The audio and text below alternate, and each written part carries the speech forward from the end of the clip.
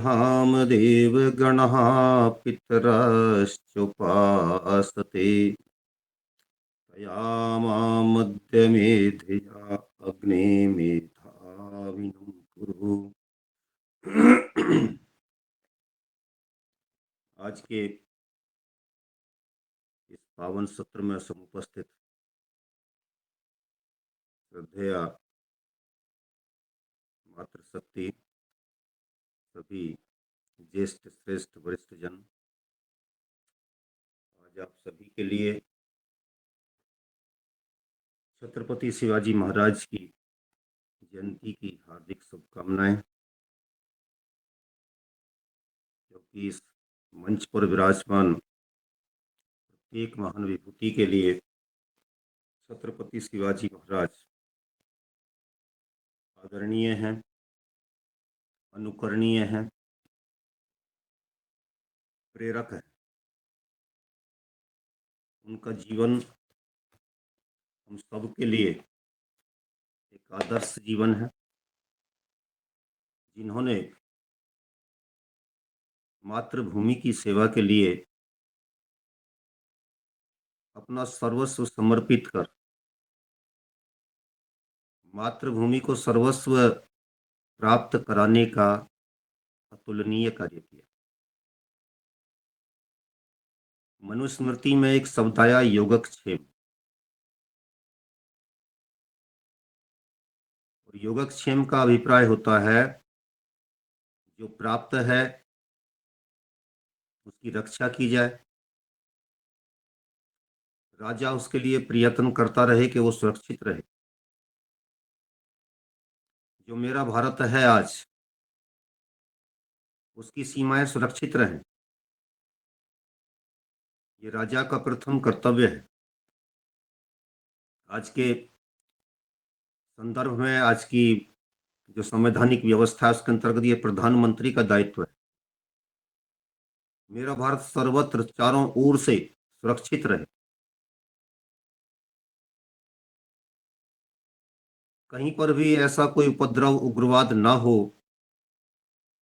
जिससे मेरे देश की राष्ट्रीय एकता और अखंडता को खतरा पैदा हो। और दूसरा इसी के साथ आ जाता है कि जो प्राप्त नहीं किया गया है उसकी प्राप्ति के लिए संघर्ष करना। यदि आज पीओ के हमारे पास नहीं है तो उसके लिए सदैव प्रयत्नशील रहना, चेष्टाशील रहना कि वो भी मेरे भारत का अंग बने। ये राजा का कर्तव्य है। इसी बात को यदि हम शिवाजी महाराज पर लागू करके देखें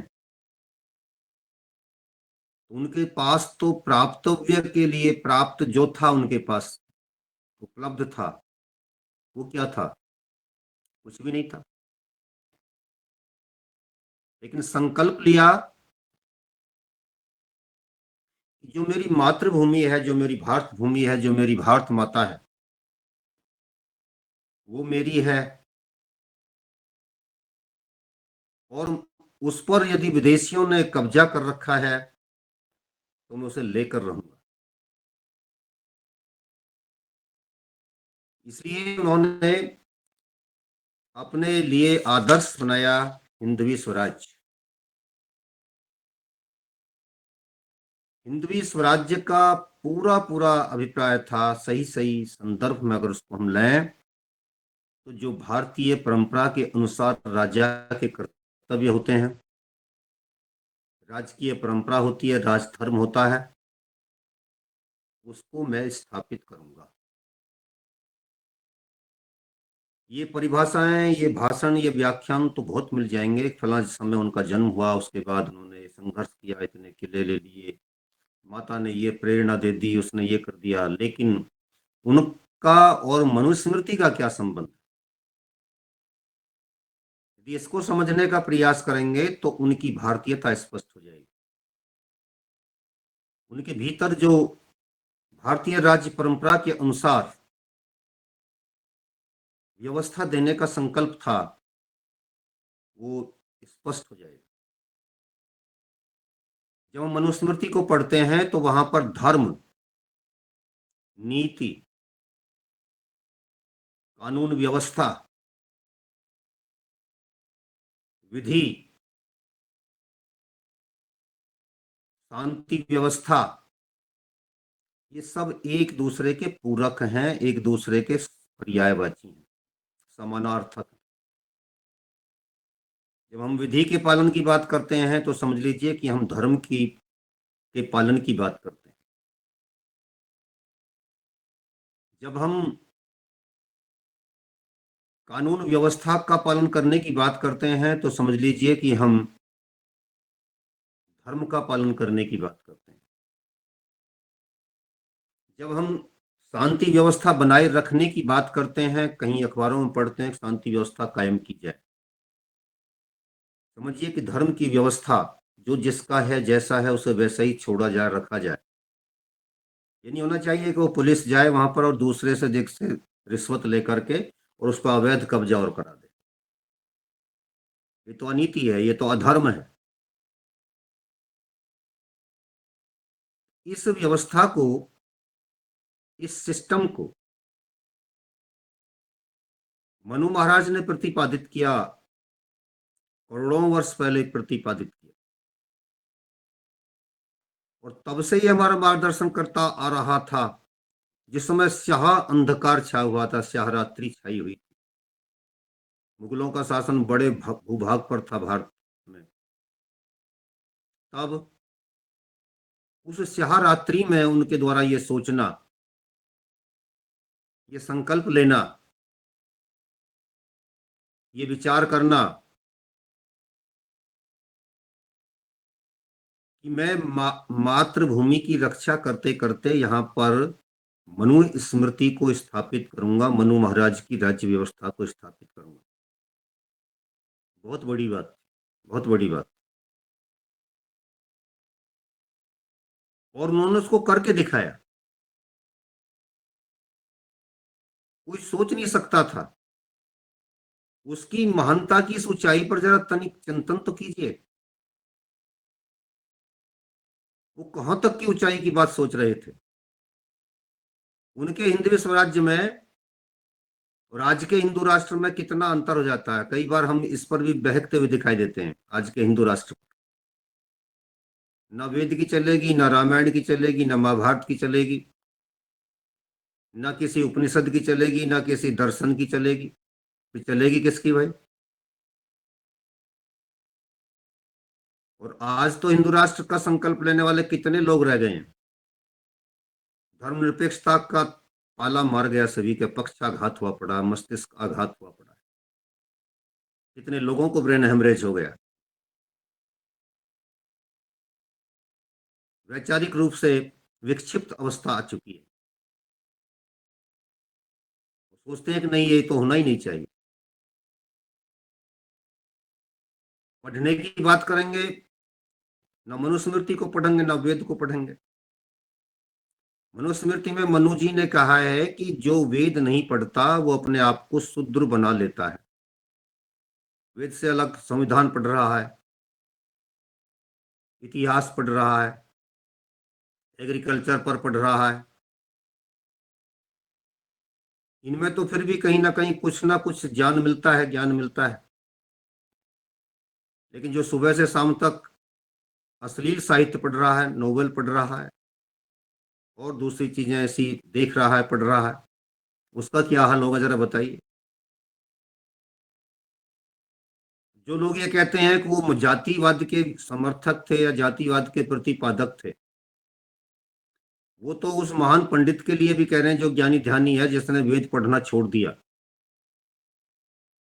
यदि अब वेद से अलग जाकर के दूसरे ग्रंथों में समय नष्ट कर रहा है तो समझो को अपने आप को शूद्र घोषित कर रहा। अपने आप को ही नहीं, अपने अगली वाली पीढ़ियों के लिए भी लिखा, वो भी नष्ट हो रही हैं। इसका अभिप्राय है कि वो शुद्ध तात्विक ज्ञान जो हमारा कल्याण कर सकता है, हमारे साथ साथ विश्व का कल्याण कर सकता है, परमेश्वर के साम्राज्य को फैलाने में सहायक हो सकता है, वही पढ़ना चाहिए, जिससे आपका आत्मा का विकास होता है। शरीर, मन, बुद्धि, चित्त, अहंकार सब प्रसन्नता की अवस्था में रहते हैं। उसको पढ़िए, जो आपको न्यायशील बनाए रखने में सहायक होता है, जो आपको धर्मानुरागी बनाए रखने में सहायक होता है, जो आपको पक्षपात शून्य निर्णय लेने के लिए प्रेरित करता है, उसको पढ़िए। लेकिन जिनको मानसिक रूप से पक्षाघात हो गया है, पैरालिसिस हो गया है, वो तो ये कहते हैं कि वेद भी सांप्रदायिक है। अमुक अमुक सारे जितने ग्रंथों का नाम अभी थोड़ी देर पहले मैं ले रहा था, सारे के सारे सांप्रदायिक हैं। कुरान उनकी दृष्टि में एक धर्म ग्रंथ है, जिसका हमें सम्मान करना चाहिए। मैं भी कह रहा हूं, लेकिन वो इसलिए कि केवल उनका दिल ना दुखे किसी का, लेकिन उसकी शिक्षाओं पर चिंतन भी करना चाहिए। अब शब्द बोलना दूसरों के लिए हमारी संस्कृति और हमारे संस्कारों में सम्मिलित नहीं है। हम जिस महापुरुष के जीवन चरित्र पर आज चर्चा कर रहे हैं, उन्होंने उनके पास कुरान की प्रति कहीं से ला करके लोगों ने दी। उन्होंने सोचा कि इसके साथ कोई अपमानजनक व्यवहार शिवाजी करेंगे, लेकिन शिवाजी ने उस पुस्तक को ससम्मान मुस्लिमों की मस्जिद में पहुंचवा दिया। इसका मतलब हम अनाड़ी नहीं है, हमारे दिमाग में शरारतें नहीं है। हम शांति व्यवस्था के साथ साथ धर्म की व्यवस्था के बनाए रखने के समर्थक हैं, और व्यवस्था का मीनिंग ही, सिस्टम का मीनिंग ही सरकार होता है। यानी हम सरकार के नियम कायदे कानून को हम पालन करना जानते हैं। दादू जी कौंडदेव ने इनको प्रशासन और युद्ध संबंधी जानकारी दी थी। सारा ज्ञान इनके भीतर उंडेला था। प्रशासन चलेगा कैसे, प्रशासन को चलाना कैसे है, ये उनसे जानकारी मिली। उन्होंने सारी मनुस्मृति को पढ़ा दिया। देख इसमें राजधर्म क्या है। इसका 7वां अध्याय पूरा का पूरा राजधर्म पर केंद्रित है। स्वामी दयानंद जी ने कई सौ श्लोकों को लेकर के जब सत्यार्थ प्रकाश की रचना की, तो सबसे ज्यादा इसी पुस्तक पर ध्यान दिया और इसी को ले जाकर के वहां पर स्थापित किया। दादू जी कौंडदेव भी अपने शिष्य शिवाजी को इसी प्रकार तैयार कर रहे थे। इतना सुंदर दृष्टिकोण था दादू जी कौंडदेव का। आज उनकी जयंती कब आती है, कब चली जाती है, हमें पता ही नहीं। जिसने हमारे भविष्य के लिए इतना सुनहरा सपना लिया, जिसने हमारी उज्जवलता के लिए एक उज्जवल नक्षत्र को तराशा, परोसा, प्रस्तुत किया, उसके उस योगदान को हम कितना याद रखते हैं। उनसे प्रेरणा लेकर के उन्होंने राज धर्म जो मनु महाराज द्वारा प्रतिपादित था, उसको स्थापित करने का मन में संकल्प लिया। और वो संकल्प नहीं लिया, उस पर काम भी करके दिखाया। यानी कल्पना कीजिए, जिसके पास में 1 इंच जमीन ना हो अपनी, वो पूरे देश को लेने का सपना बना रहा था। वो स्वतंत्रता का सिपाही था, स्वाधीनता का सिपाही था, सेनानी था। जिन लोगों ने चाचा की और पिताजी की उपाधि लेकर के देश को आजाद करने की बात कह दी, उनसे पहले तो ये आपका शिवाजी इतना बड़ा संकल्प ले रहा था, मैं देश को आजाद करूंगा, सत्ता भी अपने हाथ में लूंगा और उसे हिंदू राष्ट्र भी घोषित करूंगा। ये उन लोगों से बड़ा संकल्प था, बहुत बड़ा संकल्प था, जिसको आज कोई नाप नहीं सकता। निसंकोच कहा जा सकता है, सरदार पटेल से बड़ा संकल्प था ये। सारे भारत को एक करूंगा, और एक करने के बाद में हिंदू राष्ट्र घोषित करूंगा उसको। सरदार पटेल एक तो कर रहे थे, लेकिन हिंदू राष्ट्र घोषित करने के समर्थक नहीं थे। माना कि हम उनका बहुत सम्मान करते हैं, बहुत कुछ मैंने उनके पक्ष में लिखा, आप सब भी सम्मान करते हैं, लेकिन जो सच्चाई है उसको भी स्वीकार करना चाहिए। उस पर लीपा पोती करके निकलना अच्छा नहीं होता है। शिवाजी महाराज ने कितना बड़ा संकल्प लिया, मैं राज्य भी स्थापित करूंगा, बिना किसी विदेशी सहायता के स्थापित करूंगा। गांधी जी को सरकारी मदद मिलती थी, खर्चे के लिए अंग्रेजों ने उनका खर्चा बंद रखा था।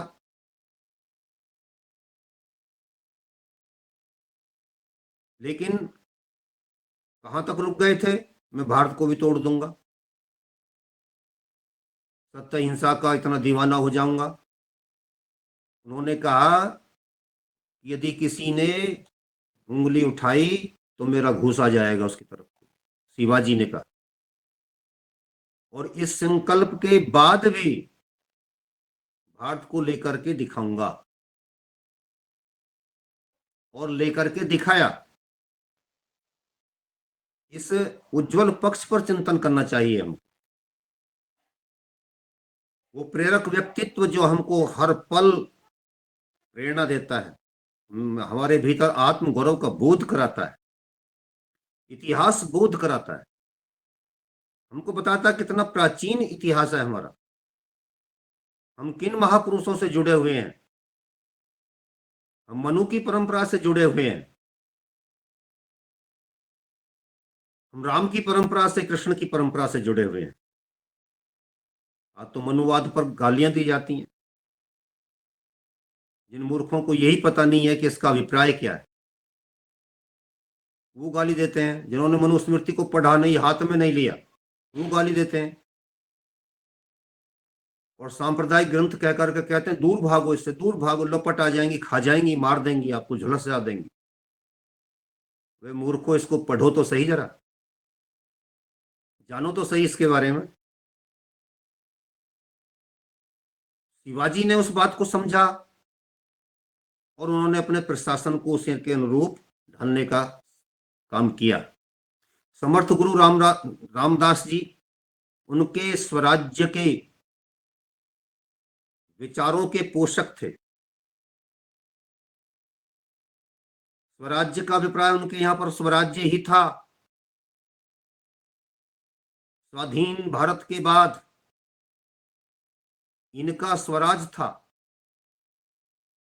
उनका स्वराज्य था। आधिजय राज्य, स्वराज्य का अभिप्राय है कि मेरी अपनी व्यवस्था होगी, मेरी अपनी भाषा होगी, मेरा अपना धर्म होगा, मेरी अपनी संस्कृति होगी, मेरा अपना राष्ट्रवाद होगा। तनिक कमाल की बातों को जरा चिंतन करके देखिए। और स्वराज का अभिप्राय था राज, राज हमारा होगा, स्वराज, राजनीति पर पकड़ हमारी होगी। चिंतन कहां से होगा? चिंतन पश्चिम से ले लेंगे, धर्मनिरपेक्षता को ले लेंगे, कुरान की बातों को भी ले लेंगे, नया भारत बनाएंगे। कैसा भारत बनाएंगे? खिचड़ी भारत। फिर सबसे कहेंगे ऊपर से गीत गाओ विविधता में एकता का। मैं फिर कहूंगा कभी विविधता में एकता नहीं होती, एकता तो एकता में ही होती है। एक एक हमारा धर्म, एक हमारा राष्ट्र, एक हमारी भाषा, एक हमारा संकल्प, एक हमारी दिशा, एक हमारी सोच, एक हमारी मानसिकता। हम मेले की भीड़ के लोग नहीं है, इसमें कोई इधर को जा रहा, कोई इधर को जा रहा, कोई इधर को जा रहा, कोई इधर को जा रहा है। जब थोड़ी सी अव्यवस्था फैली तो भागम भाग मच जाती है और पता पड़ी कि भगदड़ में इतने लोग मारे गए। हम वो लोग नहीं है, हम सुव्यवस्थित चलने वाली सभा के सदस्य हैं, सभासद हैं। जो सभा के योग्य होता है, जो सभा में बैठने के योग्य होता है, वही तो सभ्य होता है। सभ्य, सभा के योग्य। और सभा वो होती है जिसकी कोई आभा होती है, आभा से युक्त होती है, जिसका एक सिस्टम होता है, एक व्यवस्था होती है, ऐसे चलनी है। एक अध्यक्ष होगा, एक ही वक्ता होगा। जब एक वक्ता बोल रहा होगा तो दूसरा नहीं बोलेगा। जब वक्ता के सामने से गुजरना होगा तो नीचे देकर के चले जाएंगे, उसमें कोई व्यवधान ना हो। ये सिस्टम होता है, ये अनुशासन होता है। जो मेले में और सभा में अंतर है, वही इस चिंतन में अंतर है, स्वराज्य और स्वराज के चिंतन में। छत्रपति शिवाजी महाराज हमको क्या बना रहे थे? सभ्य बना रहे थे, स्वराज्य का सिपाही बना रहे थे। गांधी ने स्वराज नाम की पुस्तक लिखी है, उसको जरा पढ़िए आप। उसमें कहीं ये चिंतन नहीं दिखाई देगा। स्वराज, स्वराज की उपासना कर रहे थे, बस राज राज हमारा हो जाएगा, बाकी तो हम सब लेते रहेंगे, आपसे खाते पीते रहेंगे, कोई ऐसी बात नहीं है, रिश्तेदारी बनी रहेगी आपसे। शिवाजी क्या कह रहे थे? शिवाजी कह रहे थे रिश्तेदारी तोड़ दूंगा, कोई रिश्तेदारी है ही नहीं तुमसे, संबंध सारे तोड़ दूंगा, कोई कुछ नहीं। जो मेरा भारत है, जो मेरे भारत की आत्मा है, उसके साथ कोई खिलवाड़ नहीं होने दूंगा। ये शिवाजी का चिंतन था, छत्रपति का चिंतन था, और इसी पर लेकर के वो आगे बढ़े थे। और इसी को आगे लेकर के शिवाजी के मानस पुत्र सावरकर जी ने काम किया। सावरकर जी भी इनके लिए उपेक्षा के पात्र बन गए। ऐसे लोगों से आप क्या कहेंगे, क्या सोच सकते हैं आप उनके बारे में? दादोजी कोंडदेव को जब इन्होंने गुरु दक्षिणा दी थी, तो उनको भी इन्होंने एक तलवार और घोड़ा दिया था, जो वीरता का, पौरुष का, राष्ट्र की समृद्धि का प्रतीक होता है। राष्ट्र के शौर्य की प्रतीक होती है तलवार। तो गुरुजी को जाकर के कोई वो चीज नहीं दे रहे थे, लो गुरुजी ये हलवा है और इसको खा लेना आप। वो गुरुजी भी वो हलवा खाने वाले गुरुजी नहीं थे, उनको भी तलवार ही चाहिए थी। ऐसे गुरुओं को नमन होना चाहिए। ये राष्ट्रवंद्य पुरुष हैं, जिन्होंने हीरे तलाशे भी और हीरे तराशे भी। तलाश लिया, निकाल लिया कहीं से। चंद्रगुप्त चाणक्य की जोड़ी हमने पढ़ी है। चंद्रगुप्त चाणक्य की जोड़ी में चाणक्य ने ढूंढ लिया शिष्य को, मिट्टी से साम्राज्य खड़ा करने के लिए। कौणदेव समर्थ गुरु रामदास जी, दोनों ने ढूंढ लिया मिट्टी में से एक हीरा, राष्ट्र को संवारने के लिए, सजाने के लिए, सुधारने के लिए, राष्ट्र की एकता और अखंडता को मजबूत करने के लिए, सनातन के कल्याण के लिए। उन सनातन के सिपाहियों को, उन सनातन के वीर योद्धाओं को, इसके कुशल शिल्पियों को हम कितनी भावपूर्ण श्रद्धांजलि दे सकते हैं? तनी कल्पना कीजिए, शब्द कम पड़ जाएंगे, समय कम पड़ जाएगा।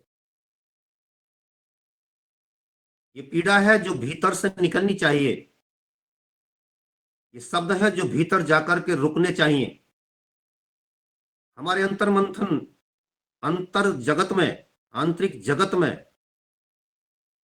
क्रांति मचाने वाले शब्द, भीतर जाकर के हम सोचने के लिए मजबूर हो जाएं कि हम क्या कर रहे हैं, मैं क्या कर सकता हूं। ईश्वर की आज्ञाओं का यथावत पालन करना भक्ति कहलाती है। और ईश्वर की आज्ञाएं कहां पर लिखी हैं? वेद में। और वेद के आदर्श को लेकर के कौन आया? मनुस्मृति में मनु महाराज। और उन चीजों को लेकर के स्थापित करने का संकल्प कौन ले रहा था? शिवाजी महाराज। तो जब हम ईश्वर की आज्ञाओं के पालन की बात करते हैं, उसकी भक्ति की बात करते हैं, तो समझिए कि हम उसकी आज्ञाओं का यथावत पालन कर रहे हैं। वेद धर्मी यदि हम हैं, वेद भक्त यदि हम हैं, तो समझिए कि वेद की आज्ञाओं का पालन करना हमारे लिए अनिवार्य है, और हम तभी वेद भक्त कहलाते हैं। इसी प्रकार से गुरु भक्त हम तब कहलाते हैं जब गुरु की आज्ञाओं का यथावत पालन करते हैं। आज गुरु जी ने यह कहा, यही करना है। गुरु जी ने कहा कि 10 बजे तक कि मुझे याद करके देना है, ये पाठ देना है गुरु जी। हम मातृ पितृ भक्त कब कहलाते हैं? जब उनकी आज्ञाओं का यथावत पालन करते हैं, जैसा उन्होंने कहा वैसा ही करना है। बाकी तो सारी झूठ, पाखंड, अंधविश्वास है कि मैं गुरु जी का भक्त हूं, मैं फला का भक्त हूं, उसका भक्त हूं। कोई भक्ति नहीं है हमारी। यदि उसमें उनकी आज्ञाओं का यथावत पालन नहीं है। लेकिन इस गुरु भक्त को देखिए आप, गुरुओं ने जो कहा वही करके दिखाया, यथावत पालन करना, इसका अभिप्राय है कि वो गुरु भक्त थे। शिवाजी का चिंतन कीजिए, शिवाजी का मंथन कीजिए, शिवाजी पर लेख लिखिए, लेकिन उसकी गुरु भक्ति को भी नमन कीजिए। हमें वो शिवाजी अच्छा लगता, खूब अच्छा लगता, उन्होंने ये किया वो किया, लेकिन उनका जो आंतरिक जगत था, आज तो हम आंतरिक जगत पर बात कर रहे हैं, उनका व्यक्तित्व का क्या था, उनका चरित्र क्या था। गुरु भक्ति पर खरे उतरे, क्योंकि गुरुओं की आज्ञाओं का यथावत पालन किया। मात्र भक्ति पर खरे उतरे, क्योंकि माता जीजा भाई बाई ने जो भी आज्ञा दी उसका यथावत पालन किया। ठीक है माँ, आप ये कह रही हैं तो यही होगा। माँ ने कहा कि आज ही चाहिए, आज ही होगा। ये होती है भक्ति, ईश्वर भक्ति।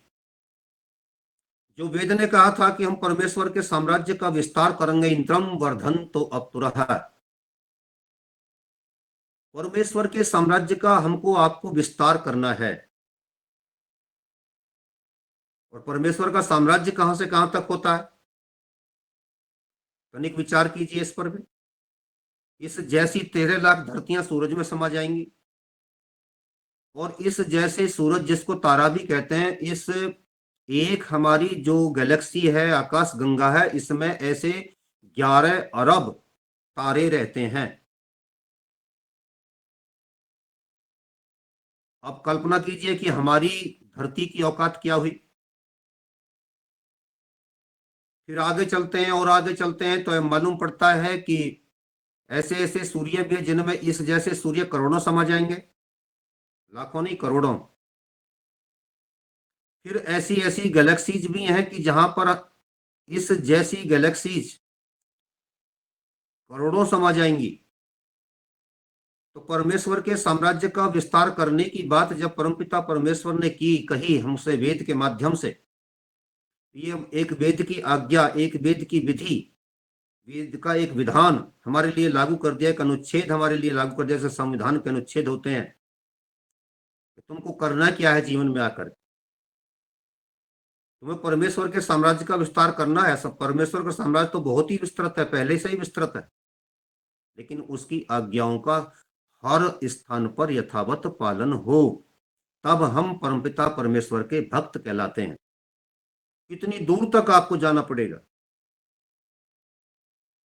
यदि इस सूर्य पे, इस सूर्य से भी आगे के सूर्यों पर, और उससे भी आगे के लोकों में, और उससे भी आगे की गैलेक्सीज में ईश्वर की आज्ञाओं का कहीं पालन नहीं हो रहा, और आपको लग रहा है कि वहां पर ऐसा हो रहा है, तो आपको वहां भी काम करना होगा। करते थे हमारे ऋषि। उनसे बड़ा कोई वेद भक्त और उनसे बड़ा कोई ईश्वर भक्त भी नहीं हो सकता उनके काल में, जिन्होंने ये कहा कि मैं आपके परमेश्वर के साम्राज्य का विस्तार करूंगा। यहाँ पर जो यवन और मलेच्छ शासन कर रहे हैं, इनके शासन को उखाड़ूंगा, खत्म करूंगा, वेद की व्यवस्था को लागू करूंगा, ईश्वरीय व्यवस्था जो वेदवाणी के माध्यम से हमको मिली है उसको लागू करूंगा। कितना बड़ा संकल्प, कितनी बड़ी योजना थी, और 8-10 साल में ही पूरी करके दिखा दी। जो कहते हैं कि 1857 से 1947 तक के 90 साल के काल में हम लड़ते रहे थे, 1885 में हमारी स्थापना हो गई थी, इतने दिन तक लड़ते रहे थे, तुमने कितनी देर में जाकर के पूरा किया, और वो भी देश को तोड़ करके पूरा किया। अपने हीरोज को, अपने नायकों को पूजना आरंभ कीजिए, उनके चिंतन को, उनके पुरुषार्थ को नमन करना आरंभ कीजिए। एक विशेष दिन हम जाकर के उनके सामने नतमस्तक हो जाए, उनके चित्रों को फूल मालाएं चढ़ा जाए, नहीं, उनके चरित्र तो 24 घंटे हमारे हृदय में रमण करने चाहिए। जैसे राम के लिए कहा जाता है कि वो रमे हुए इसलिए राम हैं, वैसे ही हमारे इन महापुरुषों का चिंतन रम जाए हमारे भीतर, जो सोने ना दे, जो चैन से ना रहने दे। उठा ले, खड़ा हो, काम बहुत है, समय थोड़ा है। ऐसा संकल्प, ऐसा विचार, ऐसी उनकी मानसिकता, ऐसा उनका पुरुषार्थ हमारा मार्गदर्शक बन जाए। तो उन्होंने जो महर्षि मनु ने मनुस्मृति में राजा के बारे में बताया कि जैसे सूर्य समुद्र से जल का शोषण करता है, मानसून की प्रक्रिया बना रहा है। मकर संक्रांति गई, उसके बाद मकर राशि में जैसे ही सूर्य आया, वैसे ही इसके किरणों में गर्मी बढ़नी आरंभ हुई और इसने मानसून की प्रक्रिया आरंभ कर दी। आकाश गर्भवती हो गया। बहुत बोला है मैंने इसको। अब ये धीरे धीरे धीरे पकेगा और फिर धीरे धीरे ये बरसना आरंभ होगा। तो उन्होंने कहा कि राजा कैसा होना चाहिए? सूर्यवत, सूर्यवृत्ति होना चाहिए। सूर्यवृत्ति कैसे होगा? सूर्यवृत्ति होगा जब वो अपनी प्रजा से कर वसूल करते समय वैसे ही कर वसूलेगा जैसे सूर्य सागर से, समुद्र से किरणों के माध्यम से वाष्पीकरण करता है, परंतु सूर्य अपने वाष्पीकरण की जानकारी समुद्र को नहीं होने देता, उसकी बिना किसी पीड़ा के चुपचाप सोच लेता है, चुपचाप कर ग्रहण कर लेता है। जनता पर कोई उसका ऐसा प्रभाव नहीं पड़ता जिससे जनता त्राहिमाम कर उठे कि राजा तो बड़ा दुष्ट है, इतने कर लगा दिए, इतने टैक्स लगा दिए। ऐसी व्यवस्था उसकी होनी चाहिए। तो जब जजिया कर वसूला जा रहा था, तब सूर्यवृत्ति होकर के हमारा शिवाजी प्रकट होता है और सूर्यवृत्ति विचार से उन्होंने देश के लोगों पर, अपने प्रदेश के लोगों पर, अपने राज्य के लोगों पर कर लगाया। और फिर आगे कहा मनु महाराज ने कि वो जल का वाष्पीकरण तो कर लेता है, लेकिन समय आने पर उसको वर्षा के रूप में सब पर बरसा देता है।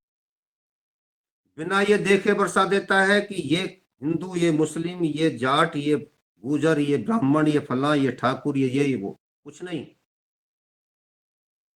जब उसको ये करना है तो बिना किसी भेदभाव के सब पर बरसा देता है। ऐसे ही राजा को जब वो कर वसूल कर ले तो लोक कल्याण के कार्यों में उसको ऐसे ही खर्च कर देना चाहिए जैसे परमपिता परमेश्वर की व्यवस्था में बादल जो है उसको सब पर बरसा देते हैं। ये उसका सूर्यवृत्ति होना है।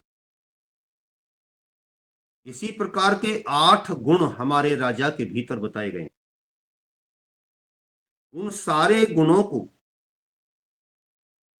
शिवाजी महाराज ने अंगीकृत किया, ग्रहण किया और उसी पर शासन करना आरंभ किया।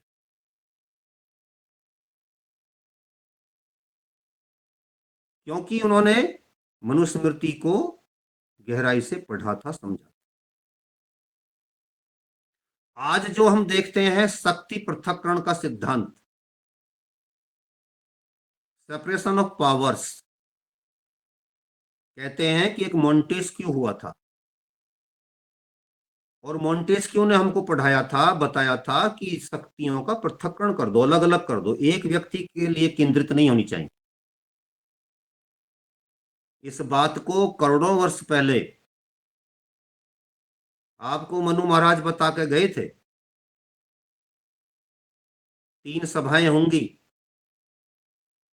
न्याय सभा होगी, ब्रह्म सभा होगी, राज्य सभा होगी, विधायिका जिसको कहते हैं, कार्यपालिका जिसको कहते हैं, न्यायपालिका जिसको कहते हैं। आज इन तीनों सभाओं का उल्लेख किया गया और इन सभाओं में कैसे लोग बैठे होंगे? वेदों के विद्वान बैठे होंगे। मंत्रियों की संख्या कितनी होगी? 7-8, या आवश्यकता के अनुसार उससे भी अधिक। और उसमें कैसे कैसे लोगों को सम्मिलित किया जाएगा? उसमें कोई आरक्षण नहीं होगा। बौद्धिक क्षेत्र में कोई आरक्षण नहीं होता और होना भी नहीं चाहिए। जितने आज की तारीख में जाति आयोग बना दिए, अनुसूचित जाति आयोग, जनजाति आयोग, महिला आयोग, इसी प्रकार से अल्पसंख्यक आयोग, ये हमारी हार है, पराजित मानसिकता का प्रतीक है। यदि उसमें अध्यक्ष को आपने बना करके बैठाया, मैं बताना चाहता हूं मैं भी ओबीसी से हूं, लेकिन मैंने जब से लिखना शुरू किया इस बात की व्यवस्था के खिलाफ लिखा। मैं बताना चाहता हूं आपकी ये सोच बदलनी चाहिए। हमने आरक्षण की व्यवस्था को देकर के अपघात किया, राष्ट्रघात किया। अनुसूचित जाति जनजाति आयोग में जो उसका चेयरमैन बैठा, वो कौन बैठा? अनुसूचित जाति जनजाति का व्यक्ति। और झूठे मुकदमे लिखा करके फिर वो उनके साथ अन्याय करता है जिनके खिलाफ झूठे मुकदमे लिखे गए। मैं उन लोगों के भी खिलाफ हूं जो SC ST वर्ग के लोगों को मंदिरों पर नहीं चढ़ने देते। मानवतावादी दृष्टिकोण अपना करके प्रत्येक को उन्नति के अवसर प्राप्त होने चाहिए। ऐसे निष्पक्ष लोग न्यायपालिका में बैठे हों, कार्यपालिका में बैठे हों, विधायिका में बैठे हों, जो प्रत्येक के प्रति सद्भाव रखने वाले हों, समदर्शी दृष्टिकोण अपनाने वाले हों, उन लोगों से राष्ट्र मजबूत बनता है। जो पूर्वाग्रहग्रस्त बना करके आपने वहां बैठा दिए, उनसे काम नहीं चलेगा। महिला आयोग आपने बना दिया,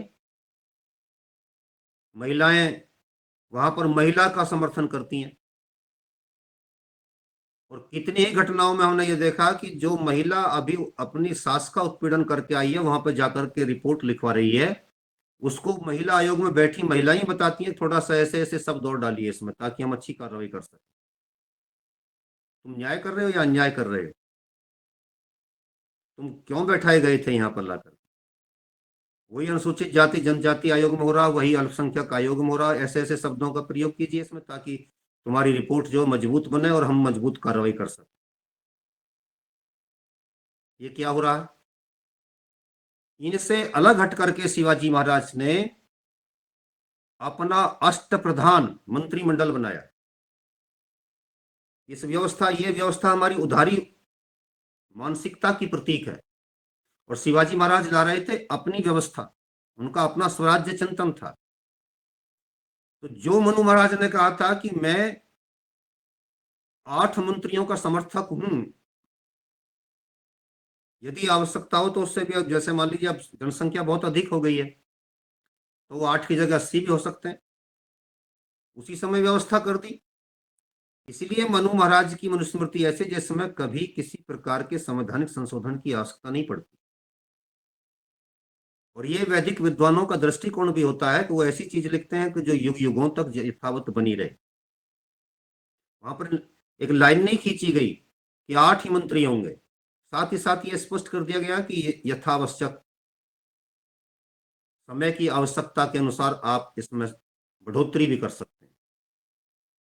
7 या 8 या उससे अधिक कर दिया। उससे अधिक के लिए ये नहीं खींचे को 10-12 तक ही हो सकते हैं, ज्यादा अधिकतम, जैसा कि आजकल कानूनों में हो जाता है अधिकतम इतना नहीं। फिर आगे कोई निश्चित सीमा नहीं खींची गई। उन्होंने अष्ट प्रधान मंत्रिमंडल बनाया, और उसमें भी जो है उन्होंने अपना एक प्रधानमंत्री नियुक्त किया जिसको पेशवा कहते हैं। पेशवा विद्वानों के सहमति से, उनकी अनुमति से बनाया जाता था, जैसे प्राचीन काल में प्रधानमंत्री बनाया जाता था, अमात्य बनाया जाता था। अमात्य जो इन्होंने अपना नाम रखा, अब इस पर भी जो मैं पूर्व में भी कई बार बता चुका हूं कि जो उस समय इनके लिए खजांची या वजीर आजम, वजीर आला, वजीर, फला फला फला जो नाम दिए जाते थे, वो नाम न दे करके उन्होंने इसके लिए विधिवत एक प्रशासनिक डिक्शनरी तैयार कराई। और उसमें उन्होंने जो मनु महाराज के द्वारा स्थापित परंपरा थी उसी के अनुरूप अपने शासन प्रशासन में नियुक्त अधिकारियों के नाम रखे, मंत्रियों के नाम रखे। जिसमें मैं बता रहा हूं, प्रधानमंत्री के लिए उन्होंने पेशवा का शब्द प्रयोग किया, वित्त मंत्री के लिए उन्होंने अमात्य का किया, जो सारे विषयों पर पत्राचार करता था उसको सचिव कहा गया। और आज भी देख लीजिए आप, हमारे मनु महाराज की इस व्यवस्था से अलग कोई व्यवस्था नहीं है। अब इनसे कौन बताए कि जो संविधान बना रहे थे, जिनमें अम्बेडकर भी सम्मिलित थे, वो भी तो मनुवादी थे। क्योंकि मनुवाद से, मनु के विचार से तो वो भी दूर नहीं जा पाए, कोई नई व्यवस्था तो नहीं दे पाए वो। यही तो व्यवस्था ऊपर से नीचे तक काम कर रही है। और ये कब से चली आ रही है कि कोई हमारा मॉन्टेस्क्यू हमारा मार्गदर्शक नहीं था। दूसरे पश्चिम के ऐसे राजनीति शास्त्री मनीषी हमारे लिए मार्गदर्शक नहीं थे। हमारा मार्गदर्शक तो पीछे छुपा बैठा था मनु के रूप में। तो उसको उन्होंने सचिव कहा, और सचिव आज कह रहे हैं लोग सुमंत। सुमंत उन्होंने विदेश मंत्री के लिए कहा। ये परंपरा सैकड़ों साल से खत्म हो गई थी। सैकड़ों साल पुरानी व्यवस्था को उन्होंने लागू किया। उन्होंने ये नहीं कहा था कि आज हम जो है, ये मुसलमान भी हमारे साथ रह रहे हैं, ये अंग्रेज भी हमारे साथ रह रहे हैं, तो इनकी अंग्रेजी को भी उधार ले लेते हैं, इनकी अरबी फारसी उर्दू को भी उधार ले लेते हैं, और कोई बात नहीं, अब तो हम एक नया भारत बना रहे हैं, इनके भी शब्दों को ले लेते हैं। नहीं लेना था। लेकिन इसके उपरांत भी किसी मुसलमान की अनावश्यक उपेक्षा की हो, उसका अपमान किया, ये भी उनके बात उनके जीवन में कहीं दिखाई नहीं देता। केवल मुसलमान होने के कारण उसे फांसी चढ़ा दी हो, ऐसा कहीं नहीं था। लेकिन अपने विचारों पर, अपनी धारणाओं पर, अपनी मान्यताओं पर हम पक्के रहेंगे, दृढ़ रहेंगे, ये उनका स्पष्ट निर्णय था। और राजा को ऐसा ही स्पष्ट निर्णय लेने वाला होना भी चाहिए। उन्होंने इसको व्यावहारिक रूप दिया, प्रैक्टिकल रूप दिया। सेनापति जो सर ए नौबत कहलाता था उस समय तक, मुगलिया काल में सर ए नौबत, उसको उन्होंने सेनापति का नाम दिया, जो पूर्व काल से चला रहा था। पंडित राव या दानाध्यक्ष, जो दान आदि जैसे पब्लिक वेलफेयर की बातें होती हैं, विधवा पेंशन होती है, विधवा पेंशन की व्यवस्था भी हमारी मनुस्मृति में है। पति अगर इस तरीके से काम करता हुआ चला जाता है तो उसके बाद उसकी पत्नी को, विधवा को ये दिया जाएगा, उसका आधा कर दिया जाएगा। और यदि उसके बाद भी वो भी जल्दी चली जाती है, बच्चे फिर नाबालिग रह जाते हैं, तो उनको भी राज्य अपनी ओर से आर्थिक सहायता देता रहेगा जब तक कि वे बालिग ना हो जाएं। और इससे भी बढ़कर के एक और व्यवस्था उन्होंने दी कि यदि वो निकम्मे नालायक हो गए हैं, राष्ट्र विरोधी गतिविधियों में लग गई, ये नहीं है इसके कानून में आज के में, उत्पाती हो गए हैं, राष्ट्र विरोधी कार्यों में संलिप्त हो गए हैं, तो उनको ये सुविधाएं नहीं दी जाएंगी। आज कानून कहता है? नहीं कहता। एक आर्मी ऑफिसर का बच्चा कश्मीर में आतंकवादियों का साथ देने लगता है, बाप तो बलिदान होकर के गया था देश के लिए,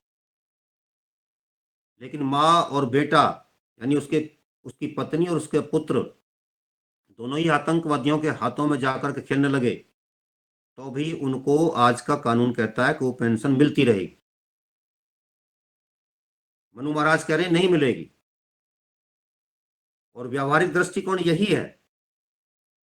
यदि ये बात स्पष्ट हो रही है तो तुरंत वो सुविधाएं रोक दी जाए। लेकिन यहां तो करोड़ों करोड़ों रुपया उन आतंकवादियों को दिए जा रहे थे जो विदेशों में जाकर के भारत के विरोध में बोलते थे, भाषण देते थे। तो वो पापी कितने बड़े पापी थे जो ऐसा काम कर रहे थे, मनु की व्यवस्था के विरुद्ध जाकर के कर रहे थे। दानाध्यक्ष न्यायाधीश उन्होंने ही नाम दिया। प्रांतपति जो सूबेदार होता है कहलाता था उस समय, जो आज मुख्यमंत्री कहलाता है।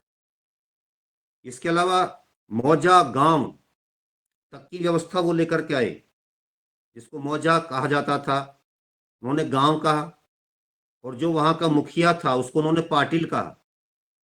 आज भी हमारे मध्य प्रदेश में, महाराष्ट्र में पाटिल बहुत मिलते हैं। वो कौन होते थे? जो उस समय उनके शासन काल में पाटिल यानी गांव के मुखिया हुआ करते थे। कुलकर्णी पाटिल का सहायक होता था, उसका नाम था कुलकर्णी। और वो भी क्या काम करता था, आज भी आप देखिए, आपके पटवारी जो होते हैं, लेखपाल जो होते हैं, उत्तर प्रदेश में लेखपाल कहते हैं। तो जो लेखपाल होता है या पटवारी होता है, वो गांव के प्रधान का सहायक होता है, उसका सचिव होता है, सेक्रेटरी होता है। वही व्यवस्था चली आ रही है जो कभी करोड़ों साल पहले मनु महाराज ने दी थी, और उसी को उन्होंने यथावत लागू किया था। तो वो उसको क्या कह रहे थे? पाटिल कह रहे थे। और पाटिल के बाद जो कुलकर्णी था, वो उसका जो पटवारी था,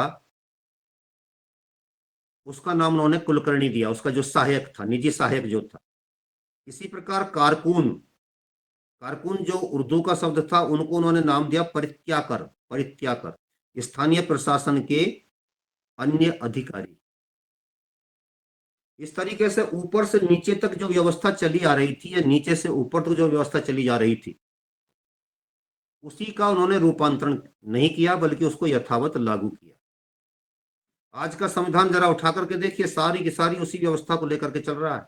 और फिर भी मनु को गाली देते हैं, कहते हैं कि ये तो जो है पता नहीं कहां से हमारे पीछे बांध दिया। त्याग दो मनुवाद को, नकल उसी की करते हो, खाते उसी का हो, मनीषा उसी की लेकर चल रहे हो, और गाली देते हो मनुवाद को। शर्म आनी चाहिए, आत्मग्लानि से मर जाना चाहिए, डूब जाना चाहिए। मैं एक बात कह करके समापन की तरफ जा रहा हूं। यहाँ पर जो उन्होंने व्यवस्था दी थी, आप इससे स्पष्ट हो जाएगा सारा। मैं ले सकता हूँ 2 मिनट, या समय समाप्त करें? जी जी जी जी जी सर, गुरु जी। 7-8 मुख्यमंत्री होंगे, आवश्यकता अनुसार अधिक भी हो सकते हैं। ये इसका जो अध्याय 7, 54 से 57 श्लोक संख्या है, 60 से 61 में इनकी व्यवस्था की गई है। सचिवों की व्यवस्था अध्याय 7 के 120 और 121 में की गई है श्लोक संख्या में। सहयोगी अधिकारी और दूत अधिकारियों की जो व्यवस्था की गई है, वो श्लोक संख्या 62, 63 और 68 में की गई है। विभागों के अध्यक्षों की जो घोषणा की गई है, व्यवस्था की गई है, ये संविधान की धाराएं हैं, समझ लीजिए। वो अध्याय 7 के 81वें श्लोक में की गई है। सहस्त्र ग्रामाधीश, 1000 गांवों पर जो बनेगा वो सहस्त्र ग्रामाधीश कहलाता था, यानी कि एक समझ लिए छोटा प्रांत बन गया। 7 ग्रामाधीश, 20 ग्रामाधीश, 10 ग्रामाधीश, 1 ग्रामाधीश, ये जो व्यवस्था है, ये श्लोक संख्या 115 से 17 में, यानी कि मनु महाराज के संविधान की धारा 115 से 17 में व्यवस्था दी गई है कि जिले कितने के बनेंगे, प्रदेश कितने का बनेगा, तहसील कितने की बनेगी, और जो न्याय की मंडल होता है, जो आजकल न्याय पंचायत कहलाती है, वो कितने का बनेगा। और जो नीचे जाकर के 1 ग्राम का जो मुखिया होता है, पाटिल होता है, वो 1 गांव का होगा। क्या कमाल की बात है, सारी की सारी वही तो व्यवस्था है। फिर कर्मचारी गण, अब ब्रह्म सभा आ जाती है, न्याय करने का कार्य, ये किसका होगा? अध्याय 8 के श्लोक संख्या 1 में दिया गया है, 11 और 26 में दिया गया है। राजा या राजा का अधिकृत विद्वान मुख्य न्यायाधीश, वेद विद्याओं के ज्ञाता 3 विद्वान, मुकदमों के अनुसार उस विषय के परामर्शदाता। अध्याय 8 श्लोक संख्या 1, आवश्यकता के अनुसार इसकी संख्या बढ़ भी सकती है। अगली बात जो समाप्ति की तरफ जा रही है, धर्म निर्णय सभा या विधान परिषद, धर्म का निश्चय करना, धर्म संशय में निर्णय देने के लिए राजा के पास कैसे कैसे विद्वान होंगे, यह व्यवस्था दी गई है। ऋग विद्या का यानी ऋग्वेद की विद्या का ज्ञाता, यजुर्विद्या यानी यजुर्वेद की विद्या का ज्ञाता, साम विद्या यानी साम वेद की विद्या का ज्ञाता। 3 तरह की विद्याएं होती हैं, त्रयी विद्या, ज्ञान, कर्म और उपासना। उन तीनों के विद्वान वहां बैठे होंगे। कोई भी बात नीति नियम और सृष्टि नियमों के विरुद्ध ना हो जाए, इसलिए वो बताने के लिए वहां बैठे होंगे। विद्वान, निरुक्त शास्त्र का ज्ञाता, धर्म शास्त्र का ज्ञाता, ब्रह्मचर्य आश्रम का एक प्रतिनिधि विद्वान, जो 4 हमारे आश्रम है, ब्रह्मचर्य आश्रम, गृहस्थ आश्रम और वानप्रस्थ आश्रम, संन्यास आश्रम, उनमें से एक एक का प्रतिनिधि लिया जाएगा जो सबसे टॉप और विद्वान होगा। उसमें कोई आरक्षण नहीं होगा, विद्वान बैठेगा, वो बताएगा कि ब्रह्मचर्य आश्रम के ये कर्तव्य कर्म है, ये उसकी धर्म की व्यवस्था है, यदि इसका पालन इसने नहीं किया तो इसको दंड मिलना चाहिए, ये बताने के लिए। गृहस्थ आश्रम के क्या धर्म है, गृहस्थी के क्या धर्म है, कर्तव्य कर्म क्या है, राष्ट्र के प्रति उसकी सामाजिक जिम्मेदारियां क्या है, आदि आदि के बारे में अगर कोई केस आता है तो उसको बताने के लिए कौन बैठा होगा? गृहस्थ आश्रम का ही कोई ऐसा विद्वान सन्यासी जो उसकी पूरी पूरी जानकारी रखता हो, ये बैठेंगे। 3 सदस्यों की परिषद ऋक विद्या का ज्ञाता, 3 सदस्यों की ऐसे विद्वानों की सभा एक अलग होगी जिसमें तीनों वेदों के ज्ञाता बैठे होंगे, त्रय विद्या के ज्ञाता बैठे होंगे। तो ये हमारी एक ऐसी व्यवस्था है जिस पर हमको चिंतन करना चाहिए। और इन चीजों को क्योंकि शिवाजी महाराज ने अपने जीवन में लागू करके दिखाया था, इसलिए उस महापुरुष को अपनी वैदिक संस्कृति के धर्म योद्धा के रूप में हमको नमन करना चाहिए, उसका वंदन करना चाहिए और उसके जीवन से प्रेरणा लेकर के अपने जीवन को भी उनके अनुरूप बनाने का विचार दृढ़ संकल्प के रूप में हमें लेना चाहिए। जय हिंद, जय भारत।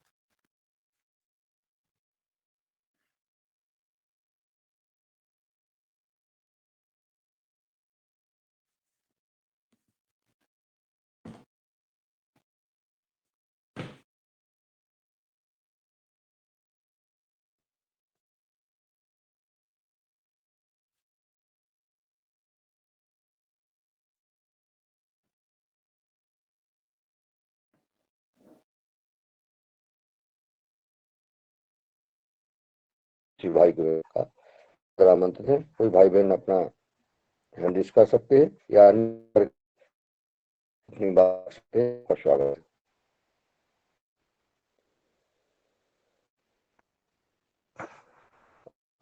जैसा आपने आज महाराज जीवन चरित्र के बारे में आज और माँ पूज्या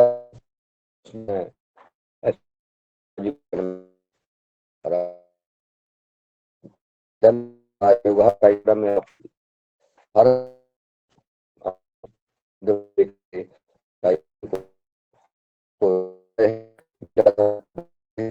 राष्ट्र सेवा कैसे किया है, तो वैसे यही सत्संग का जो कार्यक्रम चल रहा है, इससे हमारी निश्चित विचारधारा बदलती है। तो आइए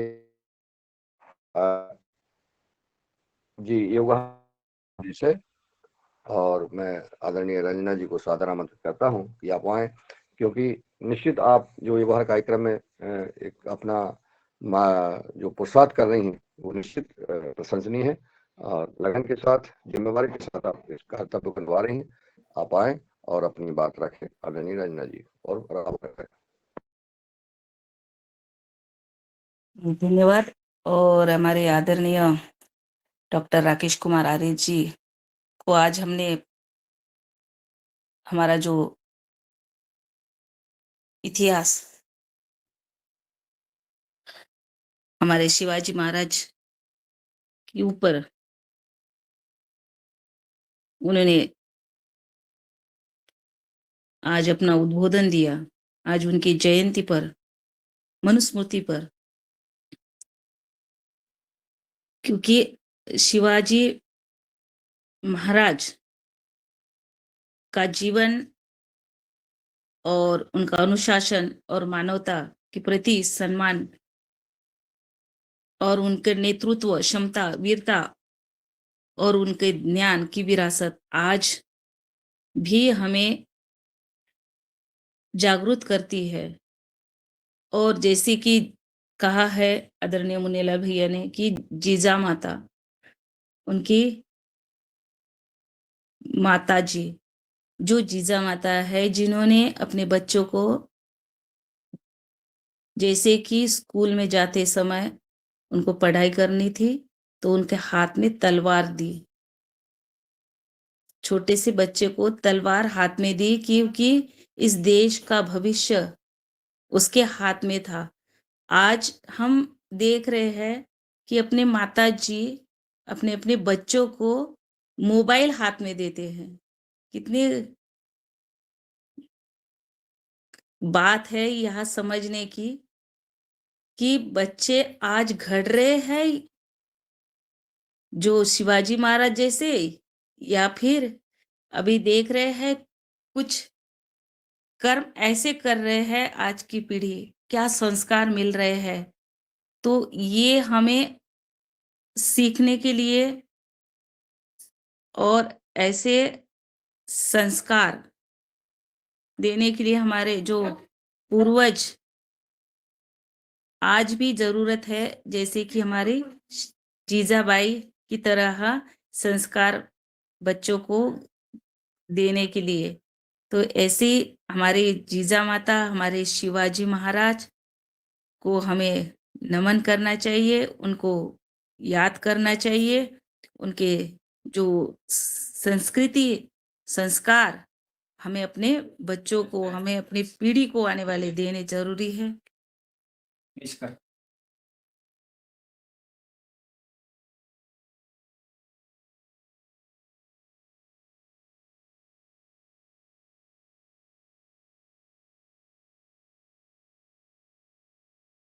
जी, बहुत-बहुत धन्यवाद बहन जी।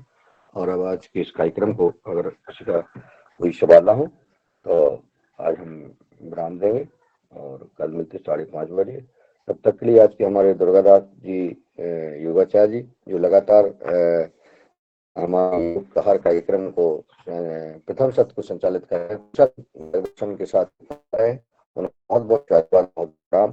दूसरे सत्र में आदरणीय निश्चित भारतीय हमारे पूर्व के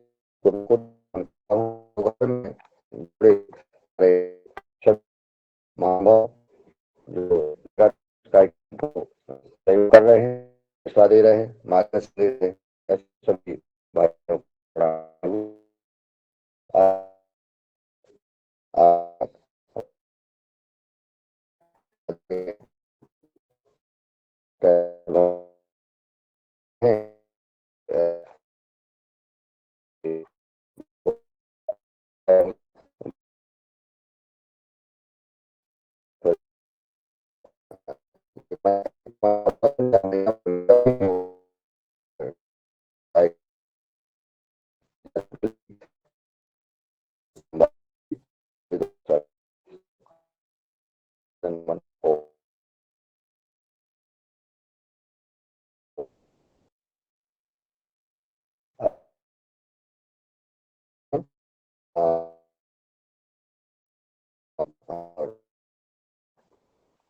और